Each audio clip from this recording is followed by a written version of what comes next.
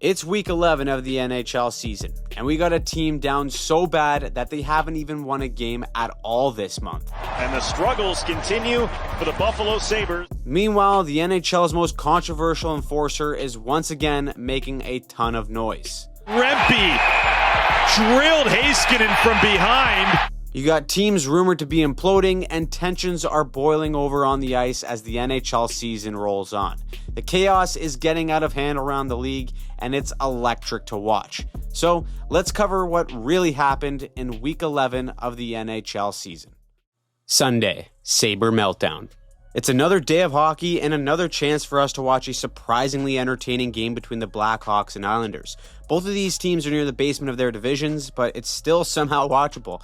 And yeah, it's a miracle that both of these teams found a way to score 3 goals each, but with less than a minute to go, the Chicago Bedards get saved by their messiah. The kid's starting to get his mojo back, and the Blackhawks steal 2 points from Lou Lamoriello's mob. As for Sabres fans, I'd like to issue my sincere condolences. There's no palm trees, their taxes are too damn high, and you let Johnny Toronto, the man who left the island, bury a Hattie to seal your 10th straight loss. It is dark times in Buffalo, and it's been like that for way too long. By the way, the parade is still on. Also, does anyone remember Team Canada legend Dustin Tokarski? Yeah, he's 35 now. In case you didn't feel old yet, he returns from the ashes to beat the Blue Jackets 4-1. Despite the Hurricanes being legitimate contenders, their main issue every single year and question mark remains goaltending. Mr. Anderson is still dealing with injuries, but Tokarski is there to at least bridge the gap. Meanwhile, the Rangers' freefall continued against the Blues. Ryan Lindgren gets his pocket picked like he's on vacation in Europe, and they let the Blues go up 3-0 before a late surge from New York that ultimately fell short. The Rangers lose again, all because of healthy scratch Capo Caco. Someone's got to be the scapegoat, and if it's not management or the coach, then I guess it's Capo. Big dog matchup of the West went on between Vegas and the Wild. And sooner or later, the Minnesota Miracle Man will start to be known as Kirill Kaprizov instead of Gordon Bombay. He pots another 2, keep the change, but Vegas reminds everyone that the house always wins. On a night where Buffalo Sabres fans are in shambles, it's a former Sabre in Victor Olofsson who scores twice, including the game winner, to help the future injured reserves take the dub in Sunday night's finale.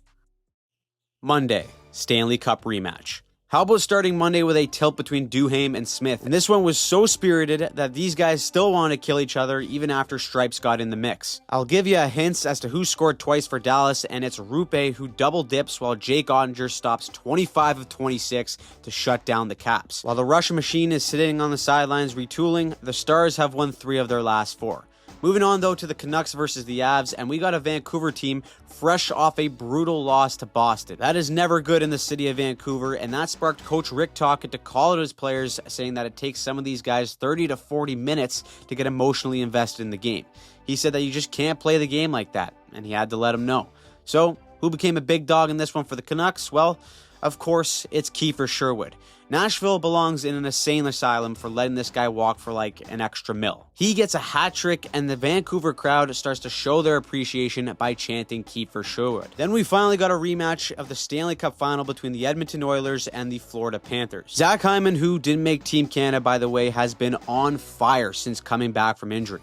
He scores 2 early goals for the Oilers, and he's now got 7 goals in his last 6 games. And in case he was feeling too good, he then eats a Bouchard clap bomb right to the schnoz.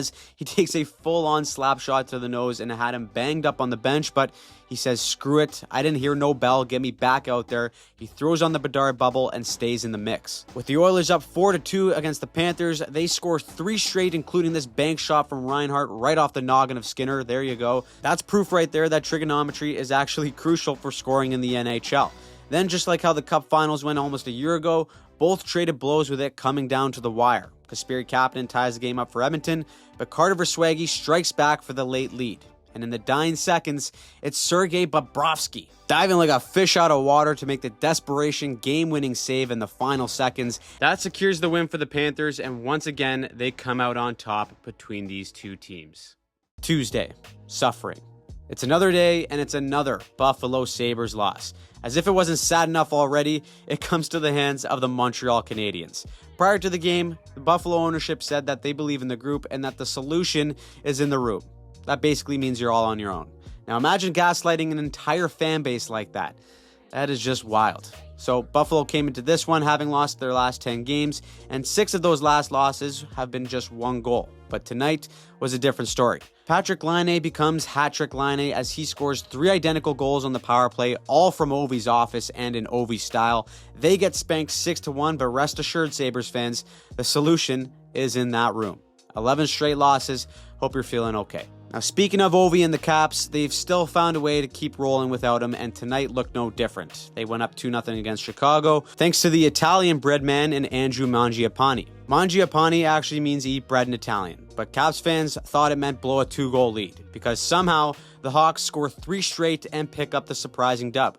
This time without the help of Connor Bedard. Now, I think all the smack I've been talking about Lou Lamoriello's Islanders and Gary Bettman's scheduling abilities has them teaming up to take down my last 2 recap videos. So, since I'm being held hostage, I will once again just flash the score of the Islanders and Canes game and say truly nothing more. Now, we almost had a similar blowout between Tampa Bay and Columbus, and how about this scuffle? We got guys literally diving into the scrum like Jeff Hardy as chaos breaks out between the 2 teams. The Bolts were up 4-0 and decided to kick back and take the third period off, getting outshot 17-7 by the Blue Jackets. They score 3 to make it a close one, but Braden Point says that's enough and seals it with an empty netter. Ridiculous stat of the season, Braden Point right now is shooting at an absurd 35%. The guy just cannot miss. Now, over in Seattle, they run into, dare I say, the wagon that are the Ottawa Senators.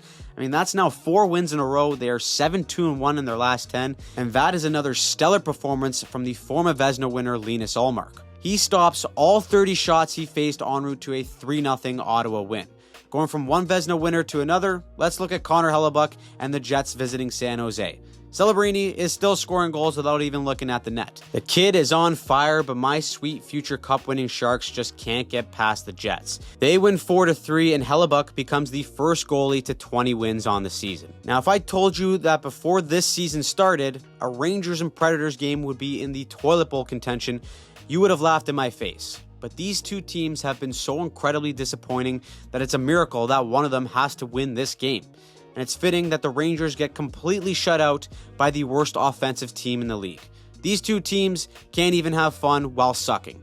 New York has now lost to the 32nd place team in the NHL twice in 8 days. And the 32nd place team was 2 different teams. Devils fans can rejoice knowing the Rangers suck and that their superstar in Jack Hughes is continuing to put up numbers with 2 assists and a relatively easy 4-1 win against the Blues. Checking in on the hashtag Save Sidney Crosby campaign, the Kings are early donors by scoring 33 seconds in. It looked like the Quiet Killers would pick up another 2 points, but a late goal from Matt Grzelcyk ties it up, and then Ricard Raquel tips one home to seal the comeback, and holy shit. The Penguins are right on the brink of a playoff spot. Can you believe it? Don't answer that, Pierre Maguire, because we got one last game between Boston and Calgary. Despite the Lamborghini making this 3-1 Calgary, Boston has a rally of their own to tie it, and here's a fresh serving of pasta to make Flames fans sick. Canada Post is on strike, but Pasternak is still a postman doing his job, going post and in for the game winner as Boston completes the comeback and caps off a busy Tuesday. Wednesday. Jet lag. 2 Titans start us off with the Wild and Panthers. Lately, though, when Minnesota meets top teams, they are folding like a cheap suit. They did it last week against the Oilers, and they do it again against Florida. Also, this may be the most Matthew Tkachuk goal I've ever seen. Buddy scores, helicopters around, and gives the old accidentally on purpose forearm shiver to the flower. The Wild obviously don't like that, so we got a half Selly and half tilt. Tkachuk stays on fire as the Panthers blow out Minnesota 6-1. Also, you know it's another great week of hockey when we get another John Tortorella classic moment. And I actually think he didn't get mad enough here. So the ref hits the pump fake with his call, but the Flyers pull the goalie for the extra man. And then they end up with the too many men penalty. Torch loses it, and rightfully so. To make matters worse, Philly allows 6 goals to a Detroit team that has been struggling, while the Flyers themselves only managed 19 shots all night. Now, another team that has been surprisingly struggling as of late is the Winnipeg Jets. After starting the year 17-3, they've now won 6 of their last 14 games after tonight's collapse against the Ducks. Up 2-1, they fumble the bag late in the third and give up 2 to lose in regulation. That's ugly, especially because it's against Anaheim. Now, somehow, the Leaf Cup parade route has been stretched out all the way down to Dallas. Who cares if they got outshot 39-19? They got Giuseppe Wonderwall in net, and he has an incredible performance as the Leafs win 5-3 over the Stars. The Leafs goaltending has been a big story this season, and they got some bad news with Anthony Stolarz missing 4 to 6 weeks after surgery. But if Giuseppe Wonderwall can stay healthy, then the Leafs have a legit 1-2 option heading into the playoffs. Finally, how about the Utah no-name brand beginning to look like a team that truly does deserve a name?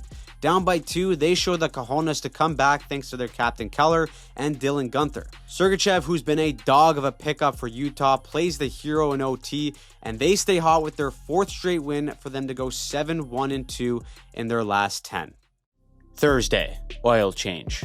Now, we've seen some massive saves this week, but how about this one from Elvis Merzlikins? Freeze it right there. I just tore my groin watching this happen. He kicks out his right leg, last second, Matrix style, and he absolutely stones Luke Hughes off the rebound. It seemed like that was the kind of effort it was going to take to end their 5-game losing streak as Elvis stops 40 shots and leaves the building with a 4-2 win over the Devils. Now, casually lurking in the weeds of the scoring race is still Nikita Kucherov. Despite missing time with an injury, the man is still top 3 in scoring, and he picks up another casual 2-assist night against the Blues. Seems like no matter what the guy does, he's in a rocking chair out there casually putting up multi-point nights. Shifting over to Philly, I'm not entirely sure that Torts isn't still fuming from the other night, and I doubt he'll be any happier after their tango with LA. Kopitar scored again, meaning that he now has 1 point in 19 of his last 24 games. That's not bad at all for being 37 years old. The Kings defensively this season have been monsters. They have faced the fewest shots of anyone, and they extend their streak of allowing 3 goals or less to 10 games. It's the complete opposite of the Penguins and the Preds, who let in goals like it's going out of style.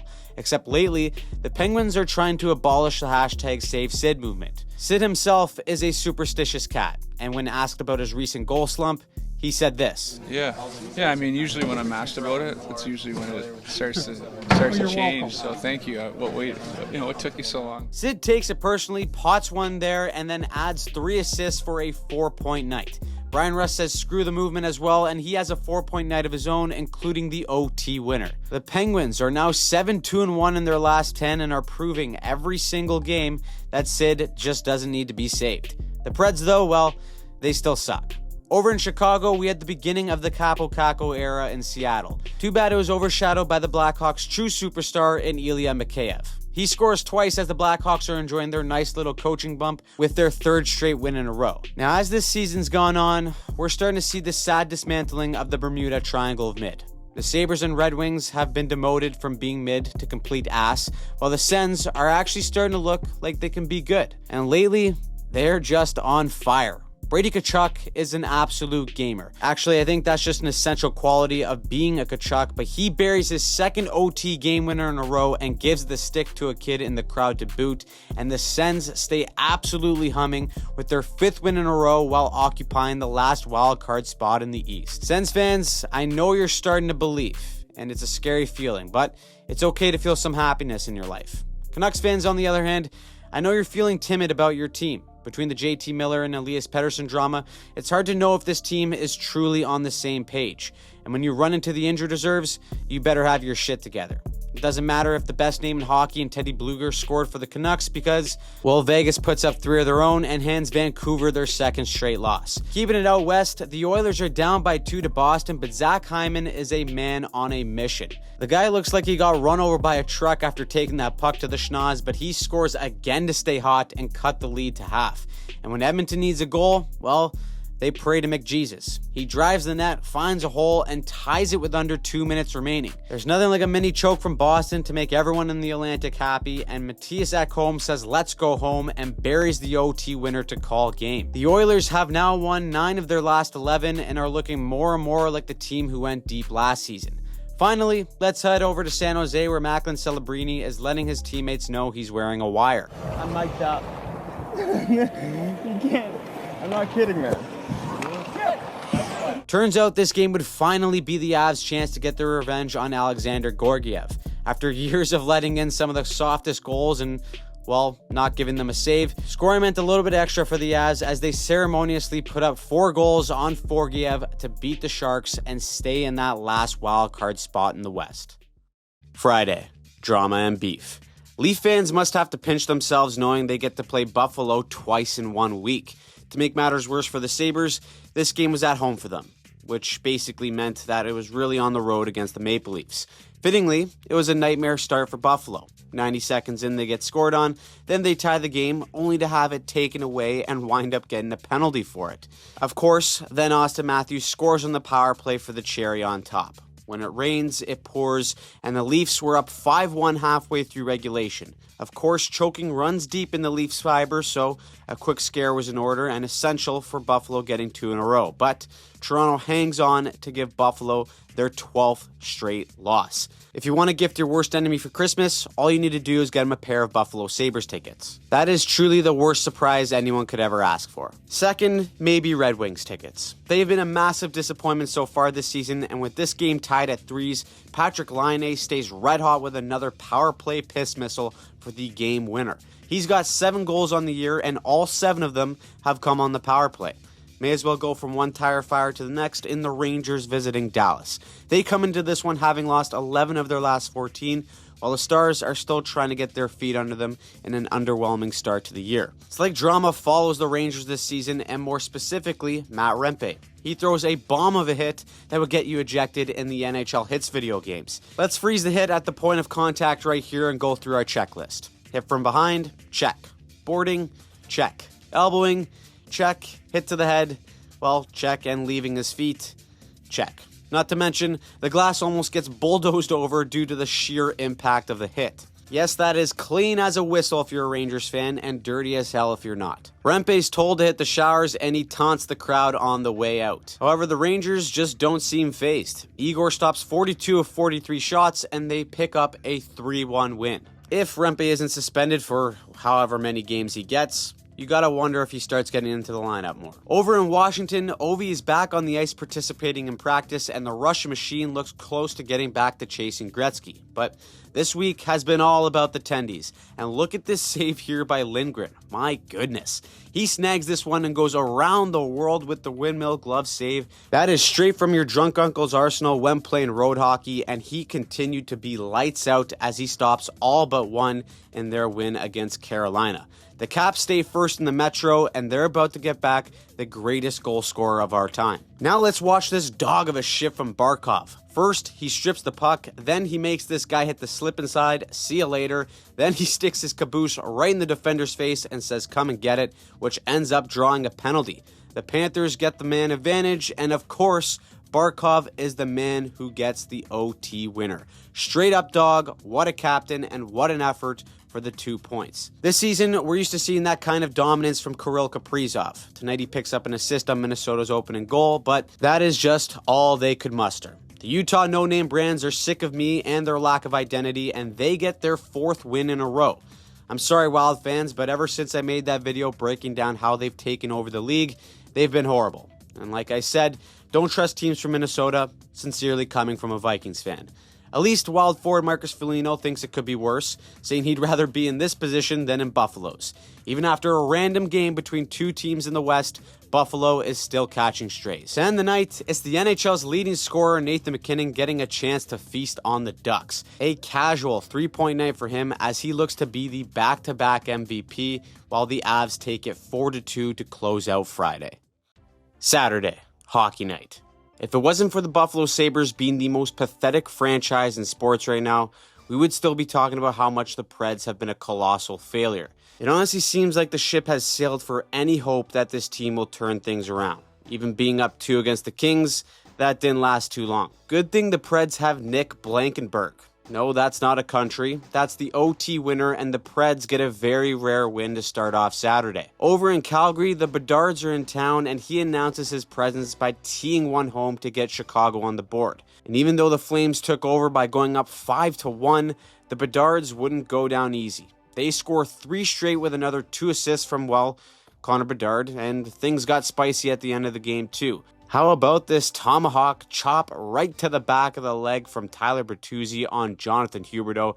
That's usually the type of slashes you get at the 11 p.m. beer league game when you gotta wake up for work the next morning. The Bedards do show some heart, but ultimately fall short in the comeback to maintain their toilet bowl status. The same can unfortunately be said about my sweet San Jose Sharks. They've lost 6 of their last 7, but Yaroslav Askarov was determined to have the game of his life. 41 saves later, it's hard to keep the McDraisaitl Happy Meal combo off the board. With 18 seconds left, Ekholm ties it, and then what do you know? Leon Draisaitl from Connor McDavid, game, set, and match. The Oilers stay hot, going 8-2 in their last 10, as McDavid has another 3-point night. The only thing more automatic right now is Patrick Laine on the power play. He scores again on the man advantage, and the Habs wipe the floor with Detroit for the second night in a row. Meanwhile, the Islanders are in Toronto, and again, the Leafs would be without Austin Matthews as he's ruled out a few hours before puck drop. And just by the way Lou is watching over pregame, I think he's got something to do with it. Now, of course, I'm just kidding. He's actually looking for me. Luckily, his Islanders actually scored more than twice. They put up 6 goals for only the second time this season, with Bo Horvat having a 3-point night. Don't worry, Leaf fans, the Cup parade is still on, but as always, there are doubts. Going over to New Jersey, Jacob Markstrom pretty much had the entire night off as the Penguins only managed to put up 12 shots on goal.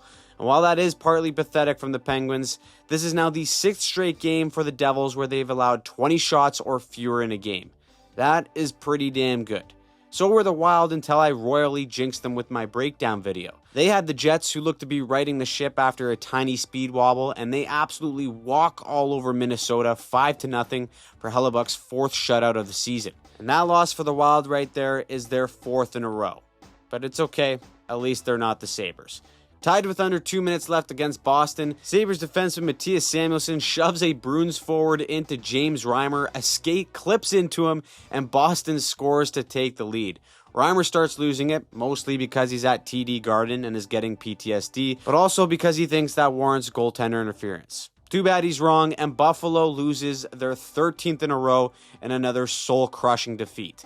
It is now basically Christmas, and the Sabres have not won in the month of December. Now, of course, no one has had a worse week than Buffalo, but Philly has had their own bad beats. Riding a 3-game losing streak coming into this game, they were 1 minute and 45 seconds away from another L, but Tyson Forster tips one home to tie it, and then Owen Keep the Tippett caps off his own legacy game as he gets the OT winner and his 4th point of the night for Philly to get a massive 2 points. Now listen, I know it's hard to give the Golden Knights any kind of credit because you just know come trade deadline, they're going to piss everyone off again. But they look fantastic so far this season, and despite it not always being pretty, they got 8 wins in their last 10 and are now tied for 2nd in the NHL with their win over Seattle. Finally, the all-Canadian matchup had some interesting storylines coming into this game.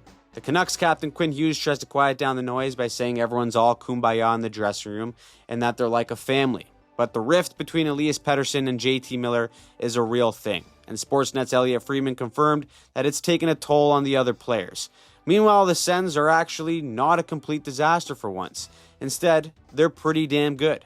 And they ride that hot streak right into this game as the Pinto Parlay has him scoring twice, while the Brock Star gets 2 for Vancouver. But in the end, it's Jake the Snake Sanderson getting the OT winner to give the Sens their 6th win in a row. That is the first time they've done that since 2017. I can't believe I'm saying this, but I think the Sens are actually good. And the Atlantic Division better buckle up because it is stacked. So, what surprised you in Week 11? Who pissed you off? Let us know in the comments down below. And of course, as always, if you want to see any of our breakdowns from this past week, click on any of the links right here and subscribe to the channel for more weekly recaps of the NHL season.